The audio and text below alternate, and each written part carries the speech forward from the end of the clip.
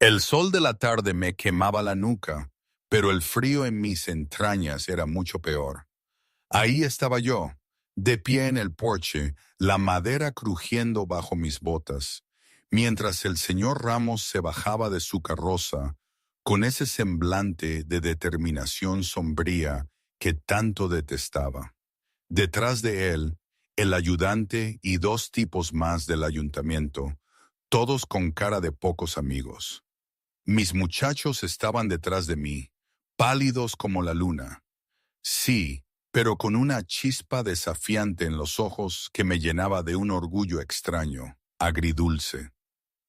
Calixto, dijo Ramos, con su voz áspera, y ese tono que usaba siempre, como si yo fuera un insecto. Estoy aquí para inspeccionar la propiedad y evaluar el bienestar de los muchachos. Mi sangre se heló un poco, aunque no moví ni un músculo. Era el momento. Llevábamos semanas esperando esto. Se sentía como una herida abierta que por fin iba a ser cosida o desgarrada del todo. Pero, ¿cómo habíamos llegado hasta aquí? A veces intento recordar los detalles exactos, pero la memoria es una cosa caprichosa, ¿sabéis? Se mezcla, se confunde. Lo que sí recuerdo con una nitidez dolorosa fue el día en que todo empezó. Ese día en Arroyo Amargo. Era un martes, creo, o quizás un miércoles, no sé. Hacía un calor infernal y el aire estaba cargado de polvo y miseria. Había llegado a Arroyo Amargo hacía apenas una hora, de paso, sin intención de quedarme más de lo necesario para reponer provisiones. 23 años de mi vida vagando, buscando algo que sabía que probablemente nunca encontraría, me habían enseñado a no echar raíces, a no involucrarme. Pero entonces los vi, 5 chiquillos, atados con una cuerda fina en las muñecas, como ganado, frente a la oficina del registro del condado. La imagen se me clavó en el alma como una espina oxidada. Rostros sucios, surcados por lágrimas secas. El más pequeño no debía tener más de 4 años, con los pies ampollados y una camisa enorme que se le caía del hombro. Se aferraba a la mano del siguiente, un niño de unos 7, con la mirada perdida de quien ya ha aprendido a no esperar nada. Los otros 3, Mateo, Lucas, David, Pablo, no recuerdo bien el orden exacto de los nombres al principio, solo sus caras. Eran mayores, quizás de 9, 11, 13 años, delgados, silenciosos de una forma que no era natural, como pájaros que han olvidado cómo cantar. Había una pequeña multitud, curiosa, pero apática. Esto no era nuevo para Arroyo Amargo. No era la primera vez que se parcelaban huérfanos, y no sería la última. El señor Ramos, el secretario del condado, un hombre seco con dedos manchados de tinta y una voz de grava, se puso de pie en los escalones del porche, sosteniendo un libro de contabilidad. Carraspeó. Los padres murieron de fiebre hace 3 semanas, anunció con frialdad. Nadie se ha presentado. No queda dinero. El condado no puede alimentar 5 bocas indefinidamente. Los miró a los 5, con la misma expresión que un hombre usaría para un lote de verduras estropeadas. Vamos a separarlos. Familias dispuestas a llevarse a uno, quizás 2 si tienen espacio. Den un paso al frente ahora.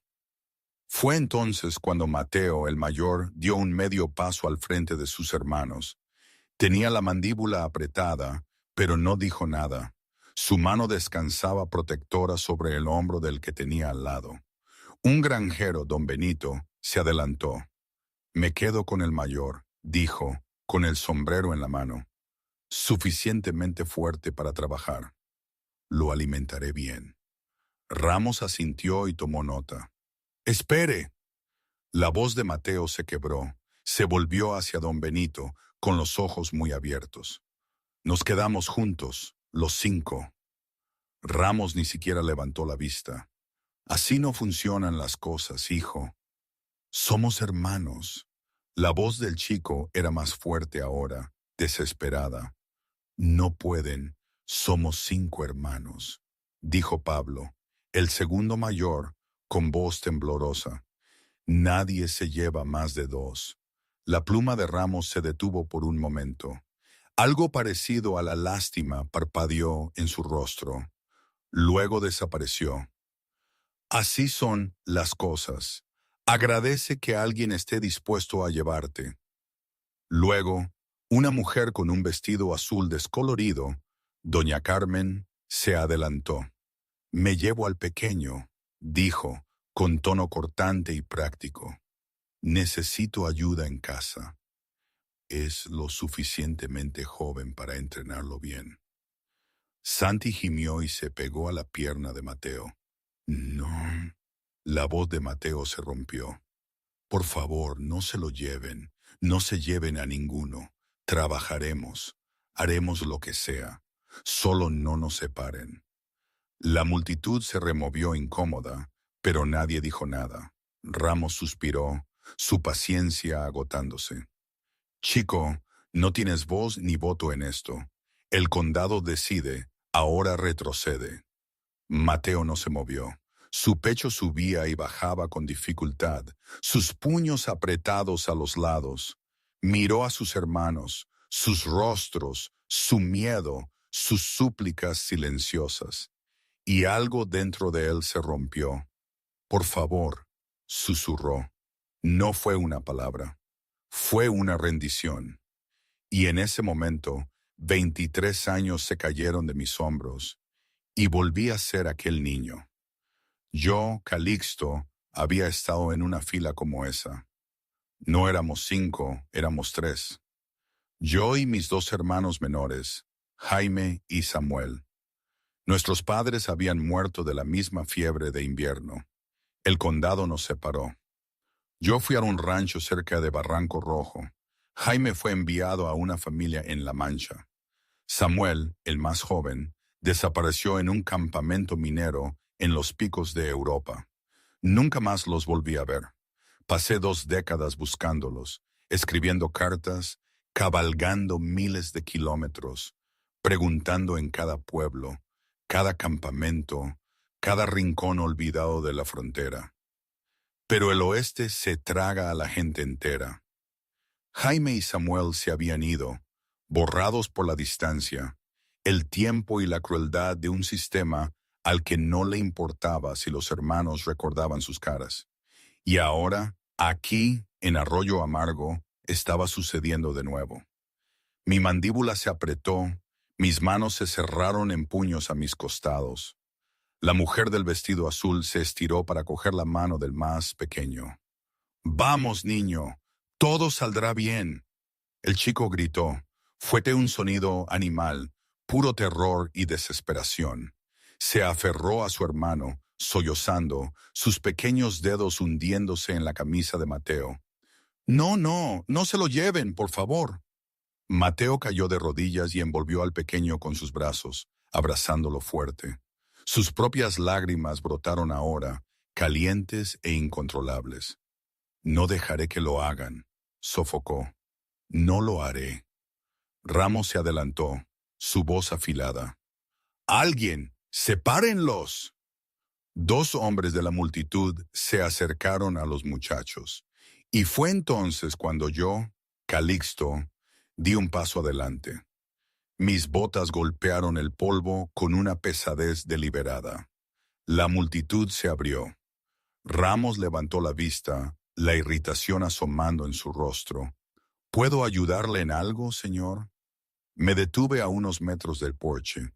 Miré a los 5 muchachos, sus caras surcadas de lágrimas, sus manos temblorosas, su desesperada y aferrada esperanza. Y luego miré a Ramos. «Me los llevo», dije. La multitud se quedó en silencio. Ramos parpadeó.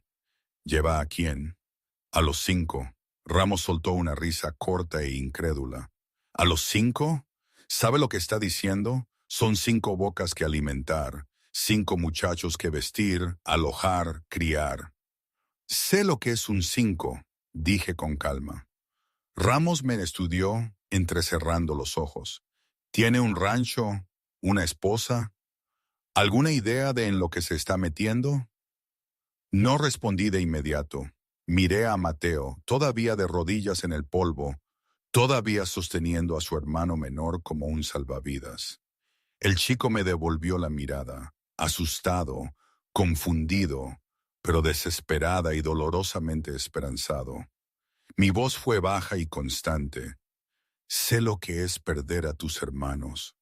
El aliento de Mateo se ahogó. Ramos frunció el ceño. Muy conmovedor, señor, pero el sentimentalismo no cría hijos, tiene los medios. Tengo tierra, dije. Un rancho a 20 kilómetros al sur. No es mucho, pero es mío. Tengo un granero, una casa y suficiente trabajo para mantener ocupados a 5 muchachos. Y cuando sean más problemáticos de lo que valen, desafió Ramos. Cuando peleen, roben, se escapen, ¿qué entonces? Mi mirada no vaciló. Entonces seguirán siendo míos. El silencio se estiró, largo y pesado. Finalmente, Ramos cerró su libro de contabilidad de golpe. Bien, firme aquí. Señaló una línea en la página. Pero no venga llorando al condado cuando no pueda con ellos.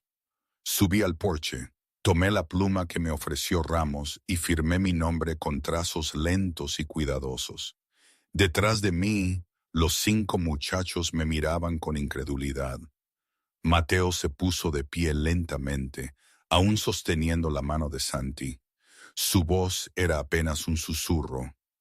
¿Usted, usted nos lleva a todos? Me volví para mirarlos. Me agaché hasta estar a la altura de los ojos de Santi. ¿Cómo te llamas, hijo? El niño sorbió, su voz pequeña. Santi.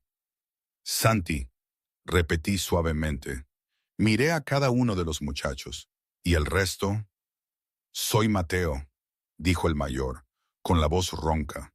Ese es Lucas, Pablo y David. Señaló a cada hermano. Asentí. Mateo, Lucas, Pablo, David, Santi. Me puse de pie y me quité ligeramente el sombrero. Mi nombre es Calixto Román, y si están dispuestos, se vienen conmigo, los 5. El rostro de Santi se arrugó y volvió a llorar, pero esta vez no era de miedo, sino de alivio. Mateo me miró con los ojos rojos y húmedos. ¿Por qué?, susurró. ¿Por qué haría esto? Lo miré fijamente durante un largo momento.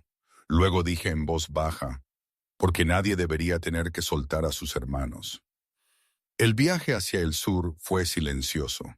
Había pedido prestada una carreta en la cuadra y los 5 muchachos iban sentados atrás, apretados, como pájaros en un nido. No hablaban mucho. De vez en cuando, uno le susurraba algo al otro, pero la mayoría solo miraba el horizonte pasar, sus rostros aún tensos por el miedo y la incredulidad. Yo conducía en silencio, las riendas sueltas en mis manos. Mi mente estaba a kilómetros de distancia. Seguía viendo a Jaime y Samuel. Seguía escuchando sus voces de hace 2 décadas, llamando mi nombre mientras extraños nos separaban. Seguía sintiendo el peso de la impotencia, el mismo peso que había visto en los ojos de Mateo hoy. Les había fallado a mis hermanos. No había sido lo suficientemente mayor, lo suficientemente fuerte o lo suficientemente ruidoso para detener lo que pasó. Y durante 23 años, ese fracaso me había seguido como una sombra. Pero tal vez, solo tal vez, podría hacer por estos muchachos lo que nadie había hecho por mí. El rancho apareció cuando el sol bajaba. No era mucho, una pequeña casa de madera con un porche hundido, un granero que necesitaba tablas nuevas, un gallinero y un corral con 3 caballos.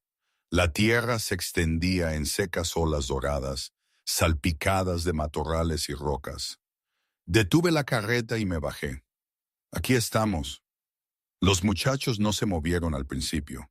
Miraron la casa como si pudiera desvanecerse si parpadeaban. Vamos, dije suavemente, ahora es suyo. Mateo fue el primero en bajarse, ayudó a Santi. Luego los otros lo siguieron. Se quedaron en un grupo disperso cerca de la carreta. Inciertos, señalé la casa. Hay 2 habitaciones dentro. Compartirán una. Yo me quedaré con la otra. El granero tiene herramientas. Los animales necesitan comida por la mañana y por la noche.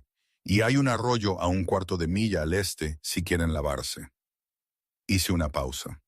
¿Tienen hambre? Lucas asintió rápidamente. Su estómago gruñó audiblemente. Casi sonreí. Bien, vamos a comer. Dentro la casa olía a humo de leña y cuero viejo. Era austera.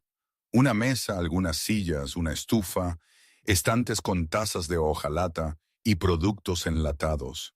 Me puse a freír carne salada y a hervir frijoles mientras los muchachos se sentaban rígidamente en la mesa, todavía demasiado nerviosos para hablar. Cuando la comida estuvo lista, puse los platos frente a ellos. Coman. Comieron como si no hubieran visto comida en días. Santi se metía frijoles en la boca con ambas manos. David masticaba tan rápido que se atragantó, y Pablo tuvo que darle palmadas en la espalda. Mateo comía lentamente, pero sus ojos nunca se apartaron de mí. Cuando terminamos la comida, eché agua en vasos y me senté frente a ellos. No les voy a mentir, dije en voz baja. Esto no va a ser fácil. El trabajo en el rancho es duro. Se levantarán antes del amanecer y algunos días estarán tan cansados que querrán rendirse, pero tendrán un techo sobre sus cabezas, comida en el estómago y se tendrán el uno al otro. Hice una pausa. Y no los separaré, nunca. La garganta de Mateo se agitó. ¿Por qué? Preguntó de nuevo con voz ronca. ¿Por qué nos llevó? No nos conoce. Podríamos ser un problema. Lo miré fijamente durante un largo momento. Luego me puse de pie, fui a un pequeño arcón en la esquina de la habitación y saqué algo envuelto en tela. Regresé a la mesa y lo dejé suavemente. Lo desenvolví. Era una fotografía, vieja, descolorida, arrugada por los bordes. Mostraba a 3 muchachos de pie frente a una cerca de madera. El mayor, tal vez de 12 años, tenía los brazos alrededor de los 2 menores. Los 3 sonreían. Mi voz era tranquila. Ese soy yo a la izquierda, señalé. Ese es Jaime. Ese es Samuel. Los muchachos se inclinaron, mirando la fotografía. ¿Qué les pasó?, preguntó Pablo suavemente.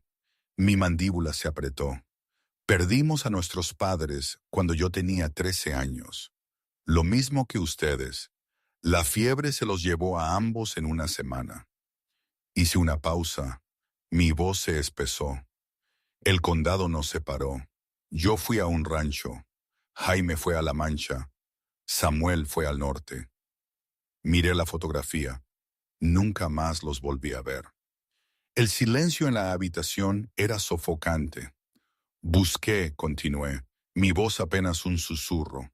Durante años envié cartas, cabalgué a cada pueblo, cada campamento, pregunté a cualquiera que quisiera escuchar. Pero el oeste se traga a la gente y después de un tiempo dejas de tener noticias, dejas de encontrar rastros y te das cuenta de que tal vez se fueron, tal vez te olvidaron. O tal vez están por ahí preguntándose lo mismo. Mateo me miró, con los ojos grandes y húmedos. Nunca los encontró. Negué con la cabeza. No, lo siento, susurró Mateo. Lo miré, realmente lo miré, y vi el mismo amor desesperado y doloroso que había sentido por Jaime y Samuel.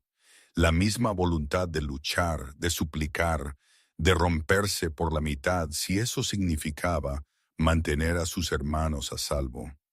Los llevé, dije en voz baja. porque sé lo que es estar donde tú estuviste hoy, y sé lo que es perder. Mi voz se quebró, y no pude ver que volviera a pasar. El rostro de Mateo se arrugó, las lágrimas rodaron por sus mejillas. Gracias, sollozó. Gracias. Santi se bajó de su silla y se acercó a mí. Envolvió mis piernas con sus pequeños brazos y apoyó su cara en mi rodilla. Cerré los ojos. Mi mano se posó suavemente sobre la cabeza del niño. Están a salvo ahora, dije. Todos ustedes. 3 semanas después de aquello, los muchachos se habían acostumbrado al ritmo de la vida en el rancho. Se levantaban con el sol, trabajaban bajo el calor del día y caían dormidos, exhaustos, pero juntos. Lentamente, el miedo en sus ojos comenzó a desvanecerse. Santi volvía a reír. David le enseñaba a Pablo a saltar piedras en el arroyo. Mateo dejó de encogerse cada vez que yo levantaba la voz. Era frágil, sí, pero era algo. Se había convertido en nuestro algo, una esperanza. A veces, cuando las noches se hacían largas y el viento aullaba como un lobo hambriento, me encontraba sentado en el porche, la escopeta apoyada en mis rodillas, y pensaba en mis propios padres, en cómo mi padre, un hombre curtido por el sol de Castilla, me había enseñado el valor del silencio y el trabajo duro, pero también el de la terquedad. Calixto me decía, la vida es como arar un campo pedregoso. Cada piedra que quitas es una batalla ganada. No te canse nunca de quitar piedras, hijo. Él quería decirme que no desistiera en los trabajos de la tierra. Pero ahora, en mi mente, esas piedras eran los ramos del mundo, las leyes injustas, los recuerdos que te aprietan el pecho. ¿Habría sido él tan testarudo como yo? ¿Habría luchado por otros como yo lo hacía por estos niños? No lo sabía. Lo que sí sabía era que la tierra era mía, el rancho era mi refugio, y ellos, mis muchachos, eran mi razón para no huir más. Luego llegó la primera visita de Ramos después de que los llevé, y la segunda. No encontró nada claro, porque no había nada que encontrar. Los chicos estaban sanos, alimentados, cuidados, pero él no buscaba razones, buscaba excusas. Su rostro, cada vez que venía, me mostraba lo poco que le gustaba haber sido el tonto en el pueblo. La cosa se puso seria, demasiado seria, una tarde. Pablo había estado enfermo 2 días. Nada grave, solo una fiebre que iba y venía. Lo había mantenido en cama, le había dado agua y caldo, y el chico ya se estaba recuperando. Pero cuando Ramos llegó sin avisar y vio a Pablo pálido en la cama, sus ojos se iluminaron con una luz fría y calculadora. Enfermo, ¿eh? Dijo Ramos parado en la puerta. ¿Desde cuándo? 2 días, dije. Está mejorando. A mí no me parece que esté mejorando. Ramos tomó nota en su libretita. Parece abandono. Es una fiebre, dije, mi voz dura. Los niños tienen fiebre. O tal vez, dijo Ramos lentamente, no los está alimentando bien, no los está cuidando correctamente. Me miró con fría satisfacción. Voy a presentar un informe. Volveré en una semana con un ayudante. Y si ese chico no está completamente recuperado, o si encuentro cualquier otra señal de abandono, me los llevo, a los 5. Di un paso adelante, mi voz baja y peligrosa. Haga eso y me aseguraré de que cada persona en Arroyo Amargo sepa qué clase de hombre es usted. Ramos sonrió. Adelante. ¿Quién cree que creerán? ¿Un funcionario del condado o un vagabundo que apareció de la nada? Se tocó el sombrero. Una semana, Román. Y se fue. Mi cuerpo temblaba, no sé si de rabia o de miedo, o de la mezcla explosiva de ambas. Y ahí, Parado en el umbral, apareció Mateo, con la cara más blanca que el papel. Nos va a llevar, ¿verdad? Lo miré fijamente. No, si puedo evitarlo. Me quedé en el porche, mucho después de que los muchachos se fueran a la cama. Las estrellas brillaban, el aire era fresco, y el peso en mi pecho me parecía que me iba a aplastar. Había pasado 23 años atormentado por la pérdida de mis hermanos, y ahora estaba a punto de perder a 5 más. La puerta chirrió detrás de mí. Mateo salió al porche, descalzo y en silencio. Se sentó a mi lado sin decir palabra. Estuvimos sentados en silencio durante mucho tiempo. Finalmente Mateo habló. Está pensando en huir, ¿verdad? Lo miré, sorprendido. Mateo esbozó una pequeña y triste sonrisa. Yo también lo he pensado. Llevarme a Santi y huir. Dejar a los otros atrás donde estarían a salvo. Su voz se quebró, pero no pude hacerlo. No pude elegir. Exhalé lentamente. No voy a huir. Entonces, ¿qué va a hacer? Mateo bajó la mirada a sus manos. No quiero perderlos, susurró. Tampoco quiero perderlo a usted. Mi garganta se apretó. Lo que me dijo Mateo después, años más tarde, me lo había contado él mismo, en una de esas noches de charlas bajo la luz de la luna. Él me había confesado la confusión que sentía entonces. Él creía en aquel momento que se estaba despidiendo, que yo le daría la espalda como el sistema había hecho. Él me vio como una especie de último faro en medio de una tormenta oscura y me confesó que sus palabras, "Usted nos salvó", eran una mezcla de desesperación y la poca esperanza que le quedaba, casi como un grito mudo de socorro. No se atrevía a decirme directamente, "No nos abandone", pero lo sentía con toda su alma. Su voz se había quebrado por la emoción, me dijo, porque creía que en ese instante me estaba pidiendo lo imposible. Sentía que yo le había enseñado a recordar lo que era sentirse querido, y el miedo a volver a olvidar era casi tan grande como el miedo a separarse. Yo en ese momento le había cogido el hombro con fuerza. No tienes que darme las gracias. Sí, sí tengo que hacerlo, había insistido él, porque no tenía por qué haber hecho esto. Podría haberse marchado, pero no lo hizo. Su voz se rompió. Se quedó. Lo abracé. Mateo se derrumbó contra mí, sollozando en mi hombro. No me voy a ir a ninguna parte, dije con voz ronca. Lo prometo.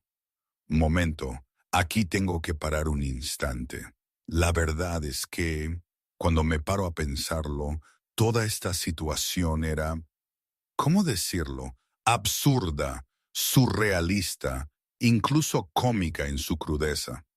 Yo, un tipo que había pasado la mayor parte de su vida con la única compañía de un caballo y sus propios pensamientos, de repente, con la responsabilidad de 5 vidas.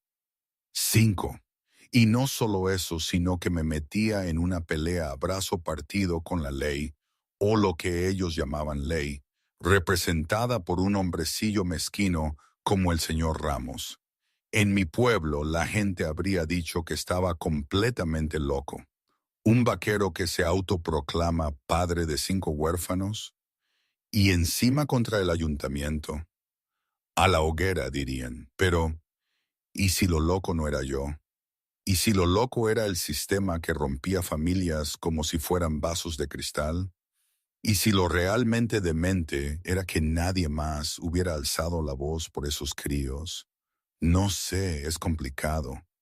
Las cosas no son blancas o negras, pero ahí estaba yo, en medio de todo este embrollo. En fin, volvamos a la historia. A la mañana siguiente, cabalgué hacia Arroyo Amargo. No fui a la oficina de Ramos. En cambio, fui a la iglesia. El padre Tomás era un hombre mayor con ojos amables y una voz que podía llenar una habitación. Él había sido quien enterró a mis padres hace tantos años, aunque yo dudaba que el hombre se acordara. Lo encontré en la capilla, arreglando los himnarios. El padre Tomás levantó la vista y sonrió. ¿Puedo ayudarte en algo, hijo? Me quité el sombrero. Necesito preguntarle algo y necesito que sea honesto. Pritchard dejó los himnarios. Diga. Le conté todo, sobre los muchachos, sobre Ramos, sobre la amenaza que pendía sobre ellos. Cuando terminé, el padre Tomás guardó silencio durante un largo momento. Luego suspiró. Ramos siempre ha sido un hombre duro, de mente estrecha. No le gusta que lo desafíen. ¿Puede realmente llevarse a los muchachos? El padre Tomás asintió lentamente. Legalmente sí. El condado tiene autoridad, pero hizo una pausa. La ley es tan fuerte como la gente que la aplica, y Ramos no tiene tanto apoyo como cree. ¿Qué quiere decir? La gente vio lo que hizo, dijo el padre Tomás suavemente. Lo vieron dar un paso al frente cuando nadie más lo hizo. Vieron a esos muchachos aferrarse a usted como si fuera su última esperanza. Y recuerdan lo que es perder a la familia. Me puso una mano en el hombro. No está solo en esto. Mi pecho se apretó. ¿Qué hago? Mantenga su postura, dijo el padre Tomás, y deje que la gente de Arroyo Amargo lo acompañe. Una semana después, Ramos regresó. Llegó en una carreta con un ayudante y otros 2 hombres de la oficina del condado. Se detuvieron en mi rancho justo después del mediodía, sus rostros marcados con una determinación sombría. Yo esperaba en el porche. Los muchachos estaban detrás de mí, sus caras pálidas pero desafiantes. Ramos se bajó de la carreta, su libro de contabilidad bajo el brazo. Román, estoy aquí para inspeccionar las instalaciones y evaluar el bienestar de los muchachos. Adelante, dije con calma. Ramos pasó junto hacia mí y entró en la casa. El ayudante lo siguió. Pasaron 20 minutos hurgando por las habitaciones, revisando las camas, inspeccionando las provisiones de comida, buscando cualquier excusa, pero no había nada. La casa estaba limpia, los muchachos estaban sanos, la fiebre de Pablo había desaparecido hacía días. Ramos salió, su mandíbula apretada. Todo parece adecuado.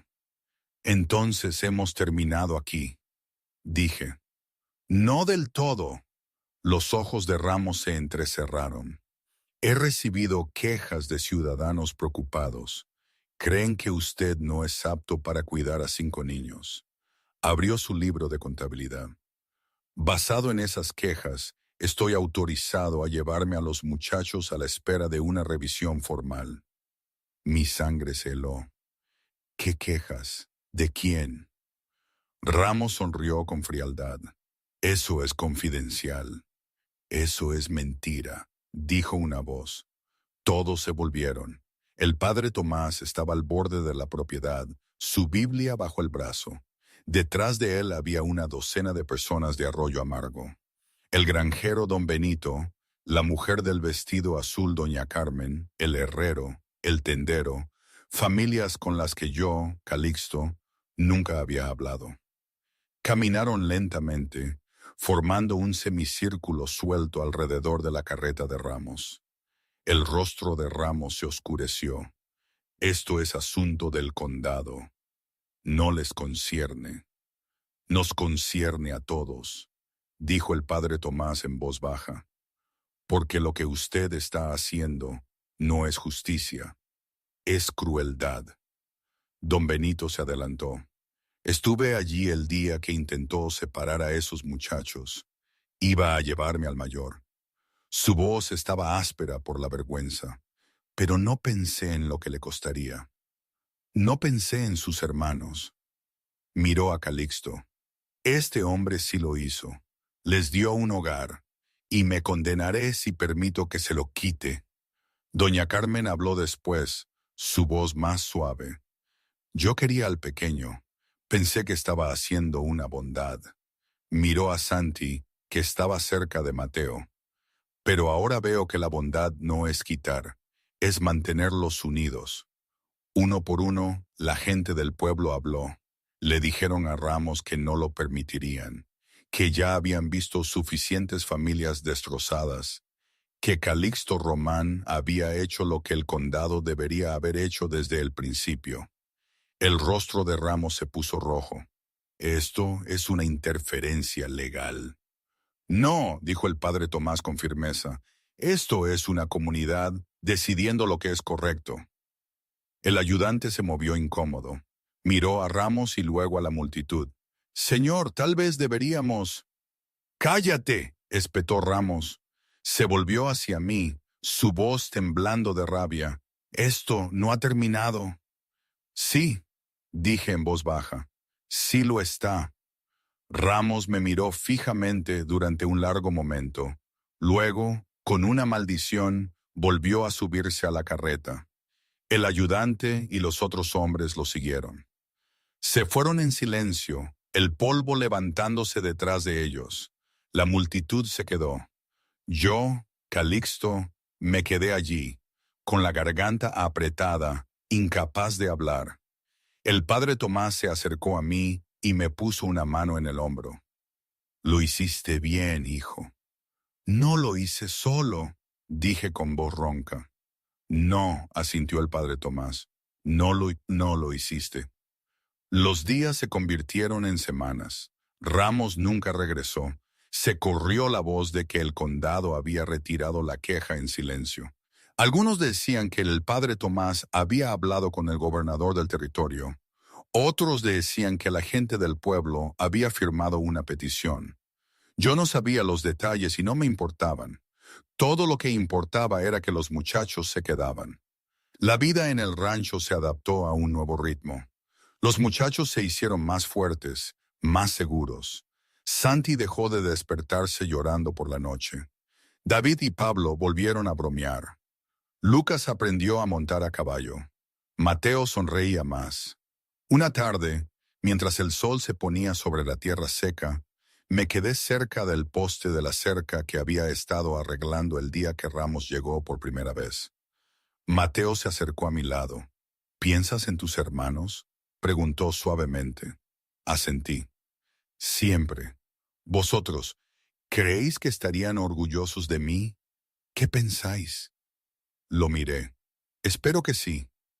Mateo estuvo en silencio por un momento. Luego dijo, creo que sí lo estarían, porque nos dio lo que usted no tuvo, una oportunidad de permanecer juntos. Cerré los ojos. Sentí que el peso de 23 años se levantaba. Solo un poquito. Gracias, susurré. Mateo sonrió. No, gracias a usted. Y hoy, si me preguntas, la verdad es que no lo sé. A veces miro a los muchachos, ahora hombres casi, y pienso que fue lo mejor que me pudo pasar. A veces, en la quietud de la noche, una duda fugaz me asalta. ¿Hice lo correcto? ¿O solo cambié una jaula por otra, más grande? Probablemente ambas cosas. Así es la vida, ¿no? Nada es blanco o negro, nada es perfecto. Pero esta casa, estos hijos que no son de mi sangre pero son de mi corazón, esto es mío. Y no lo cambiaría